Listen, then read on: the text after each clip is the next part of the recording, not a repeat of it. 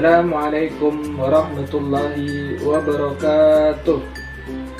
Apa kabarnya anak-anak ustadz dan ustazah semuanya? Semoga semua dalam keadaan sehat walafiat dan senantiasa dalam lindungan Allah Subhanahu wa taala. Amin amin ya rabbal alamin. Dalam kesempatan kali ini bertemu lagi dengan ustadz dalam pembelajaran tematik. Oke, seperti biasa, sebelum kita memulai pembelajaran hari ini, marilah kita awali dengan bersama-sama membaca basmalah.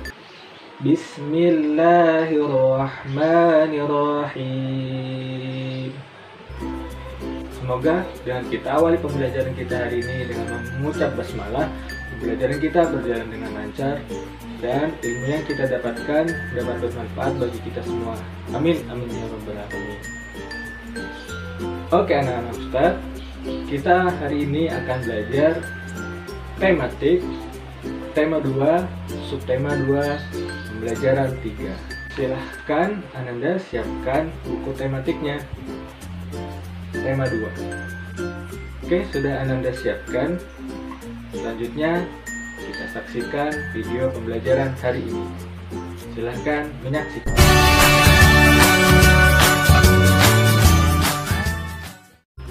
Baiklah anak-anak ustadz, sekarang kita akan mulai pembelajaran kita. Di pembelajaran kita hari ini, ustadz akan menyampaikan muatan pembelajaran yang akan kita pelajari. Muatan pembelajaran yang akan kita pelajari ada dua, yaitu muatan IPA dan muatan Bahasa Indonesia. Sebelumnya ustadz akan sampaikan tujuan pembelajaran hari ini.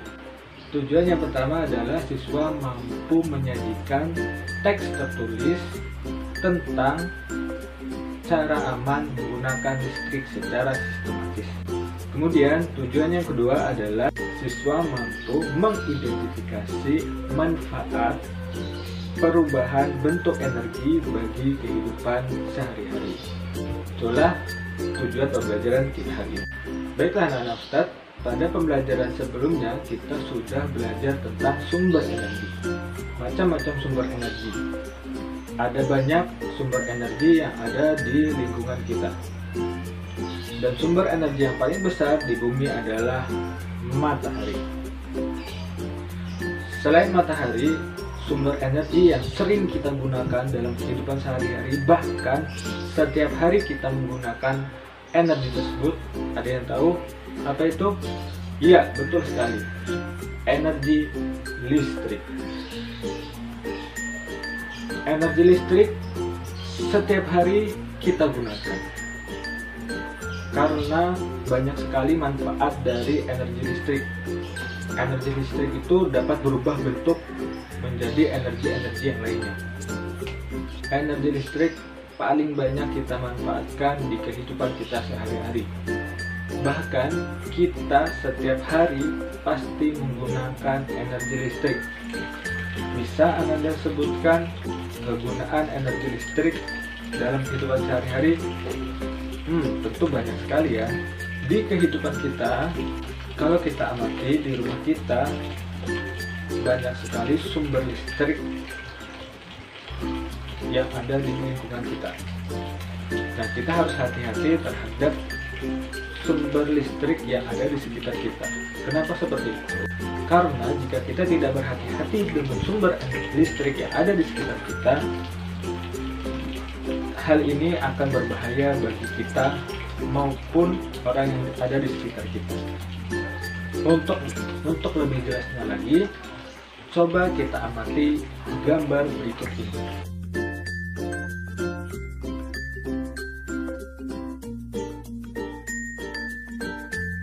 Ada hal-hal yang perlu diperhatikan di gambar ini. Karena seperti yang sudah disampaikan sebelumnya, sumber listrik itu sangat berbahaya bagi manusia jika kita tidak berhati-hati dalam menggunakannya.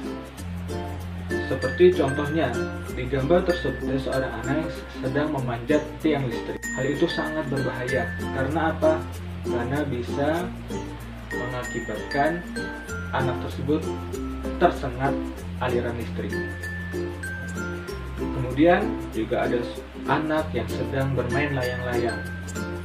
Nah, untuk anak-anak Ustadz yang suka sekali dengan permainan layang-layang, Ananda harus berhati-hati ketika bermain layang-layang di sekitar kabel listrik. Hindari bermain di dekat sumber listrik ya, agar Ananda terhindar dari hal-hal yang tidak diinginkan. Kenapa seperti itu? Karena ketika Ananda bermain layang-layang,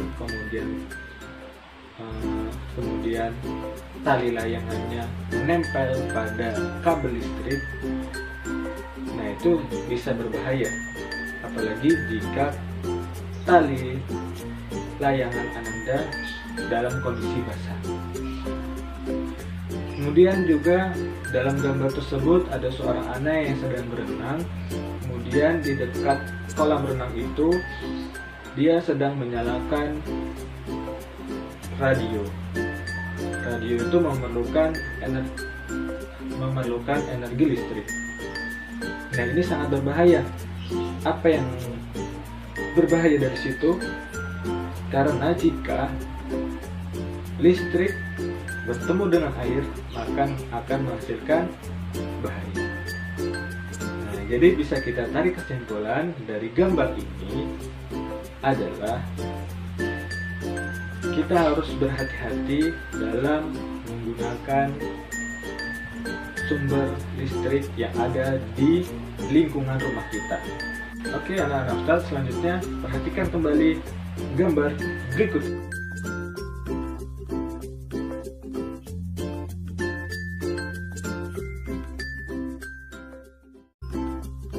Dari gambar tersebut, apa kemungkinan yang akan terjadi?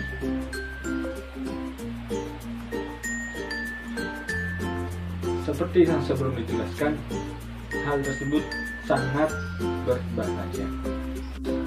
Dari sini kita kaitkan dengan pembelajaran kita. Biasanya barang-barang elektronik yang memerlukan energi listrik itu ada petunjuk penggunaannya. Petunjuk penggunaan ini agar kita terhindar dari hal-hal yang tidak diinginkan. Seperti yang sebelumnya Ananda sudah buat teks petunjuk, ini sangat diperlukan dalam kehidupan kita sehari-hari. Contohnya, salah satu contohnya adalah penggunaan barang-barang elektronik agar kita terhindar dari hal-hal yang tidak diinginkan, karena barang-barang elektronik itu berpotensi berbahaya jika kita salah dalam menggunakannya. Ya, Ustadz akan mengingatkan kembali tentang bagaimana cara membuat teks petunjuk. Yang perlu diperhatikan dalam membuat teks petunjuk, yang pertama adalah kalimatnya harus singkat dan jelas. Yang kedua, bahasanya mudah untuk dipahami. Yang ketiga adalah berisi saran atau anjuran untuk melakukan sesuatu. Jadi ada 3 hal itu yang menjadi ciri-ciri atau hal yang perlu diperhatikan dalam membuat teks petunjuk. Baik, kita lanjutkan pembelajaran kita. Kita tadi sudah membahas tentang energi. Energi yang sering kita gunakan dalam kehidupan sehari-hari, bahkan setiap hari kita gunakan adalah energi listrik. Begitu banyak sekali manfaat dari energi listrik. Nah, dari sini masih ingatkah Ananda bahwa energi itu dapat mengalami perubahan? Perubahan energi listrik itu sangat bermanfaat bagi manusia. Contohnya tadi adalah kita menggunakan lampu untuk penerangan kita sehari-hari di lingkungan rumah kita. Di situ kita memanfaatkan perubahan energi. Energinya adalah perubahan energi listrik menjadi energi cahaya. Nah, dari sini masih ingatkah perubahan-perubahan energi yang lainnya? Ingat lagi, perubahan energi itu ada 4. Yang pertama adalah perubahan energi listrik. Listrik ini sangat banyak bentuk dan macamnya. Perubahan energi listrik menjadi cahaya seperti lampu tadi. Perubahan energi listrik menjadi energi yang lain banyak sekali. Yang kedua adalah perubahan energi gerak. Contohnya adalah kincir air terkena arus air, kemudian bergerak. Itu dimanfaatkan manusia, gerakan tersebut berubah menjadi energi listrik. Ketiga adalah perubahan energi cahaya. Contohnya adalah energi cahaya matahari dimanfaatkan manusia untuk mengeringkan pakaian. Nah, dari situ ada perubahan energi dari energi cahaya menjadi energi panas. Yang terakhir, yang keempat, perubahan energi kimia. Perubahan energi kimia, contoh sederhananya adalah dalam penggunaan lampu senter yang menggunakan baterai. Nah, baterai itu adalah energi kimia. Kemudian ketika dipakai di senter, dia bisa menghasilkan cahaya. Berarti perubahan di situ adalah perubahan energi kimia menjadi energi cahaya.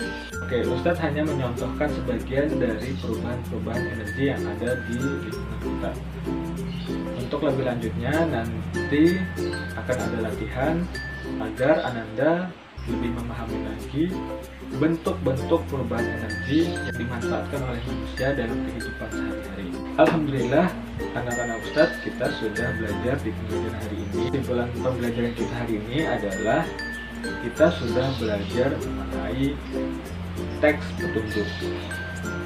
Hal yang perlu kita perhatikan dalam membuat teks petunjuk adalah satu, kalimat yang digunakan singkat dan jelas. Yang kedua, bahasanya mudah untuk dipahami. Tiga adalah berisi saran atau anjuran untuk melakukan sesuatu. Kemudian kita sudah belajar tentang manfaat perubahan bentuk energi di sekitar kita untuk keperluan kita sehari-hari. Nah, disimpulkan bahwa perubahan energi itu menjadi 4. Perubahan energi listrik, perubahan energi gerak, perubahan energi cahaya, dan perubahan energi kimia. Hari ini untuk menguatkan pemahaman kita tentang manfaat dari perubahan bentuk energi, ada latihannya ya. Latihannya adalah berikut ini.